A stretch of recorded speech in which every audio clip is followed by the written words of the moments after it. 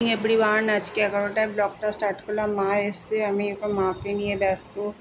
আমি পারছি না, তাতে একা একা আয়া মাসি পাচ্ছি না। তাও এই ব্লগটা স্টার্ট করলাম এত দেরি করে।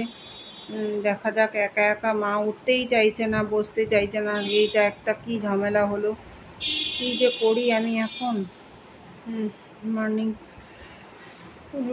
ব্লগটা ভালো লাগে লাইক শেয়ার সাবস্ক্রাইব আর বেল আইকনটা করে দেবেন।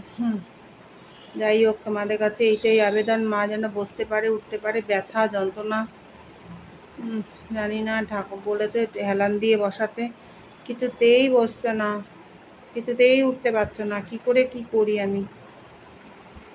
এই টিফিনটা খাবো, টিফিন খেয়ে দিয়ে তোমার কাছে আবার এই টমেটো লঙ্কার গুঁড়ো আর দিয়ে এটা মাছের মাখা মাখা করে ঝোল করবো।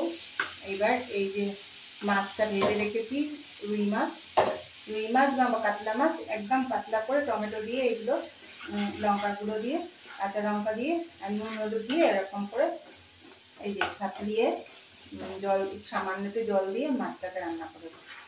এটা মাছের একটা কালিয়া।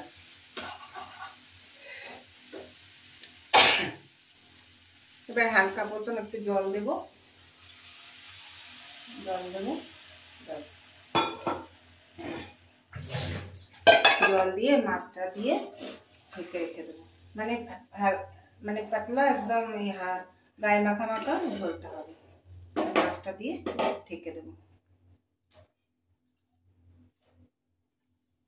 মাছটা দিয়ে ঢেকে দেবো।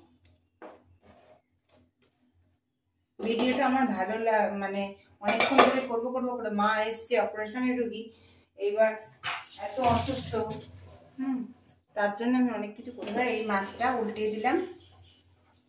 মাছটা উল্টিয়ে দিয়ে এপিট এপিট করে আমার মাছের ঝোল রেডি। টমেটো দিয়ে মাখা মাখা মাছের ঝোল।